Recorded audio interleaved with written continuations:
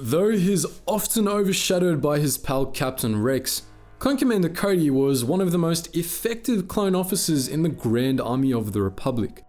He might not have been the flashiest clone or the one with the most distinct personality, but he always got the job done. He was effective enough as a tactician that his superior officer, General Kenobi, often trusted him with the particulars of strategy, giving Cody a greater degree of strategic control than most other Jedi did with their clone liaisons. In this video, we're going to be explaining why, as we dive into the unique tactical approach of Commander Cody.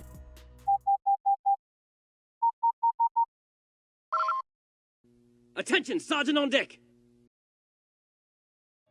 Cody, originally known as CC-2224, was one of only a few clones that was given the rank of Marshal Commander, the highest rank a clone could achieve in the Grand Army of the Republic.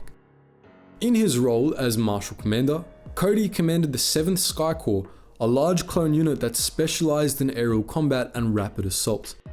In particular, Cody often worked with the 212th Attack Battalion, a unit within the 7th Sky Corps which fought on the front lines of some of the war's fiercest battles. The 7th Sky Corps was part of the 3rd Systems Army, commanded by one General Kenobi, and due to his role as a clone liaison, Cody was de facto the second in command of the whole 3rd Army as well. This was a lot more authority than most clones were given, and Cody made the most of it. Though he wasn't nearly as independent as the likes of Captain Rex, Cody frequently took the initiative in battle, especially in situations when General Kenobi was unavailable or incapacitated. Two notable examples of this were the Second Battle of Geonosis and the Battle of Surish. On Surish, Cody took command of a scattered Republic force after a botched landing attempt, leading them in destroying a separatist anti-air gun and allowing Kenobi to land with the rest of the 7th Sky Corps. On Geonosis, meanwhile, Cody had to salvage virtually the entire Republic invasion effort after all his superiors were shot down. Despite significant setbacks, Cody managed to hold Republic forces at Point Rain together until the other generals and their men arrived at the rendezvous point. While Surish eventually ended poorly for the Republic, Cody's actions on Geonosis single-handedly saved the day for the Republic. Clearly, Cody was a competent tactician, but despite his outstanding record, his tactics weren't all that unusual. In many ways, Cody was like General Kenobi. He was by the book for the most part and didn't really go in for elaborate, flashy strategies. But the simplicity of Cody's tactics was a large part of why he was so effective. He struck a balance between being a careful planner and a flexible commander, pursuing deliberate, conservative strategies without making them too rigid or incapable of adapting to changing battlefield conditions. Like any good commander, Cody preferred to play to his men's strengths. The men of the 7th Sky Corps were trained for rapid assaults, so those featured heavily in Cody's tactics. He always preferred to strike quickly and decisively at the outset of a battle, gaining as much ground as possible before the enemy recovered from the shock of the initial assault. In many battles, especially later in the war, Cody made extensive use of jetpack tactics in these initial strikes, having units like the 2nd Airborne Company drop onto enemy positions from high altitudes to take the Separatists by surprise. These initial assaults were often highly effective. In the opening stages of the Battle of Utapau, Cody successfully captured the Confederacy's command center in a matter of minutes with this strategy, giving the 212th Attack Battalion a strong foothold early in the battle. Cody led his men in another lightning strike on the village of Nabat during the Battle of Ryloth, taking the Separatist perimeter troops by surprise and quickly neutralizing them before they could call for backup. Cody also made use of this tactic during the Battle of Surish, in which he used it to neutralize Separatist artillery, as well as in the Battle of Teth, in which he and his men wiped out a Separatist army completely in one rapid assault. Of course, these sorts of lightning strikes could only get Cody so far, and after the initial assault, his tactics often shifted. Once he'd made some gains and established a foothold on the battlefield, Cody switched to more careful and conservative tactics. His approach became much slower, more precise, and more deliberate.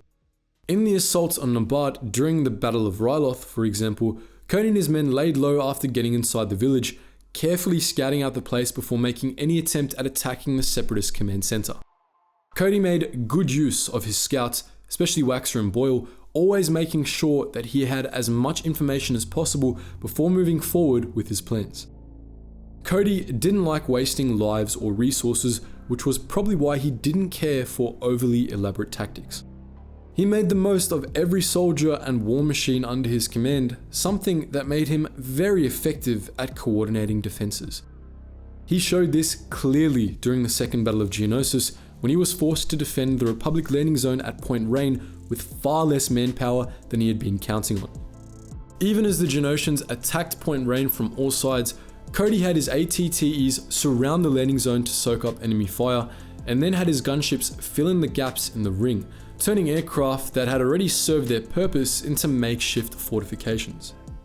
At point range, Cody and his men fought conservatively and ferociously, constantly firing at their attackers but refraining from wasting their strength in attempted countercharges. Point range was effectively under siege from Geonosian forces, but while more hot-headed commanders might have tried to break that siege, Cody fought conservatively, allowing himself to be encircled to minimize casualties. This allowed Republic forces to hold out until reinforcements arrived. Cody often chose the path of least resistance in battle, going with whatever approach seemed the surest to succeed and would incur minimal casualties. During sieges of well-defended separatist worlds, this meant that Cody often chose to sit back and shell the enemy into oblivion instead of trying to end the battle more quickly. In one siege late in the Clone Wars, Cody was perfectly happy to sit back and shell a shielded separatist citadel for nearly 2 months on end, much to the frustration of Generals Kenobi and Skywalker. While the Jedi generals wanted to end the battle faster, Cody was fine with waiting if it meant that he wouldn't have to waste lives attempting to storm the fortress prematurely. This might seem lazy or uncreative, but it probably kept casualties low. Of course, Cody was also willing to try out more unorthodox strategies if they would end battles more quickly. In the Battle of Cado Nemoidia, Cody helped plan and command a mission to infiltrate Newt Gunray's personal fortress, which was a faster and more efficient way to win the battle than a direct assault. On Ryloth too, he leaned into the unorthodox, leading his men in a risky diversion attempt during the assault on TX-20's command center in Nabat to buy Kenobi time to fulfill the Republic's main objectives. All told, Cody was pretty good at a whole slew of diverse tactical approaches, and that may have been his greatest strength. It's said that no battle plan survives first contact with the enemy. Rigid strategies rarely work out well, both in real life and in the Star Wars universe. Good tactics require flexibility, and Commander Cody was quite good at changing his plans on the fly and adapting his strategies to changing battlefield circumstances. The aforementioned example of the Second Battle of Geonosis demonstrates this quite well.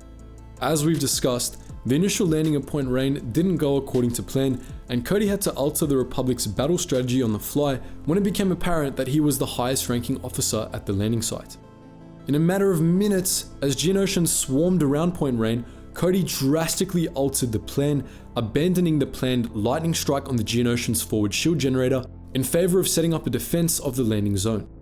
That took quick thinking and a fair bit of creativity on his part, and it exemplifies why he was one of the highest ranked commanders in the GAR.